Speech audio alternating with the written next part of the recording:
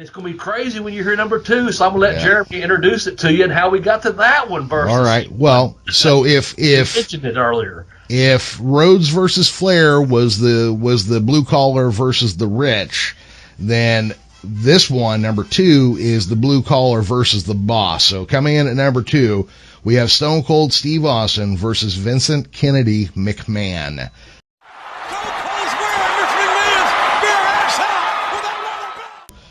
Back then, when this was done, this was, as far as I know, only the second time that the owner of the company became the bad guy in the storyline. The first one would be, and he wasn't even the owner, but Eric Bischoff when he flipped and went NWO. It's true. I don't want to go in the ring with a jerk like the Stomper who pulled a stunt like he did last week and risk that title and risk my shot, which could possibly be the only shot, at the World Heavyweight Championship. So why don't you tell the people that, Tom? Now, you ask all of these people out here and see if they think that I should risk the title shot and a shot at Ric Flair against a jerk like the Stomper. I don't think so either.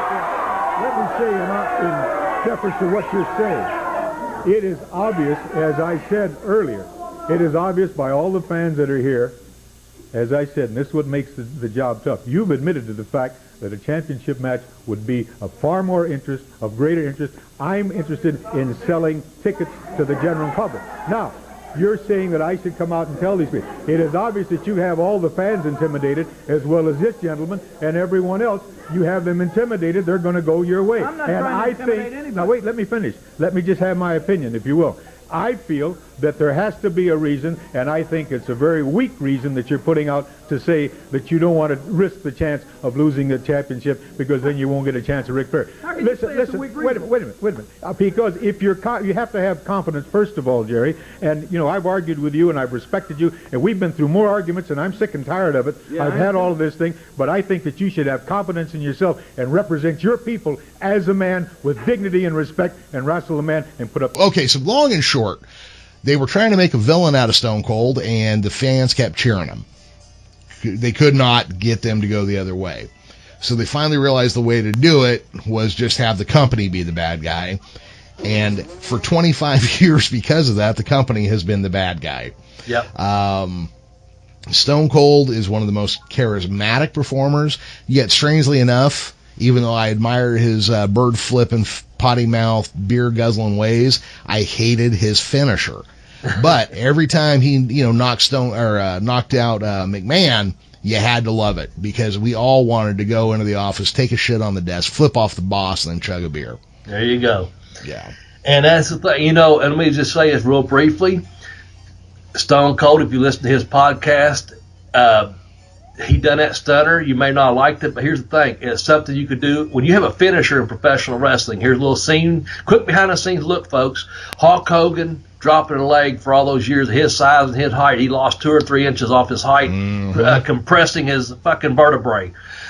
You want a finisher you can do on anyone, okay? And the stunner can be done on anyone. And even Stone Cold some nights, sometimes you watch, he has to go to his knees. Sometimes he goes to the ass. It's one of those things that is out there. It's part of the business. It's the risk you're taking. It's the pressure you're putting on your body.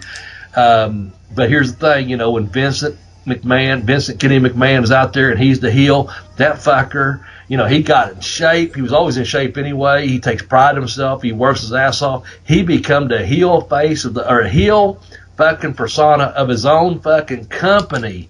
And here's a guy, like you said, that would go in, who does not want to go in, and you can go to the hospital as much as you may or may not like the modern day but we're talking 20 years ago now, but of the little vignettes when Stone Cold's giving them the enema gimmick or whatever. Who would want to shove something up their boss's ass and go to the ring and cling 2 beers together and chug a beer and say, hey, fuck you? Because you know what it's like this. It's like if you win the lottery, it's one of those things. I hear these people that say they're going back to their job making $7 or $9 an hour, and they won $26 million, and they're going to get the fucking engine in their Trans Am finally fixed, or get windows in the house, or we're going to really splurge this weekend because I won $26 million after taxes. I'm taking the whole family down to the fucking Red Lobster. No. It's one of those things where McMahon had all that fucking money in real life, and he went out there and put his body on the fucking line for his top guy to get him over because he wasn't getting over. He was getting over. But like you said, as a heel character, so he turned the whole fucking company, the president of the company or the owner of the company, if you will, turn the company fucking heel, and you go in there and say, you know what? This is what I'd say, of course, and Stone Cold is basically saying it's like you won that lottery. You're not showing up Monday at 9 o'clock going, or 8 o'clock, whatever time you got to be there, going, yep, I'm ready to clock in for that job. I'm not showing up. You can kiss my big, fat, white fucking ass all you want. I just hit the lottery. I hit the Mega Millions. I hit the Powerball, whatever. I'm not showing up. I will not be at this address. Yeah. But McMahon had all that fucking money in real life, and he put it all on the line, pretty much like he did back at, fucking WrestleMania 1 or whatever. And he's out there working against his top star. And you could do a top 10, like you said, of Stone Cold rivalries or whatever. And we had a hard time deciding between him. We was going to put The Rock up there. We wasn't sure that rivalry, but we went with this one here because Vince put it all on the fucking line. Stone Cold put it all on the fucking line, and they fucking worked it and had a lot of magical fucking moments in their matches. And that says a lot when you own the business and are willing to go out there and do something that you'd never ask. From my understanding, and I have nothing bad to say about Vince, or WWE, nothing like it. I'm just saying, when you do it, and you can't go out there and say, well, I want you to do this, and they say, yeah, right, whatever. You know what? Vince is kind of bossy. He said, well, you know what? I'll fucking do it. And he went out there and did it. Yeah. So what a great rivalry for number 2, Stone Cold Steve Austin versus Vincent Kennedy McMahon. Yeah, absolutely. Okay, let's talk about giving them what they want, Rick. How in tune right now with you, with the WWE Universe? You always like to listen to your crowd. Are you giving the crowd what they want? Because I just got finished watching 3 hours of live sports entertainment / pro wrestling, where I come That's from. sports entertainment. That's not where you come from. Pro wrestling is, what my dad did. Come on. How did pro wrestling segue into sports I've seen you entertainment? play the guitar. I've heard you sing.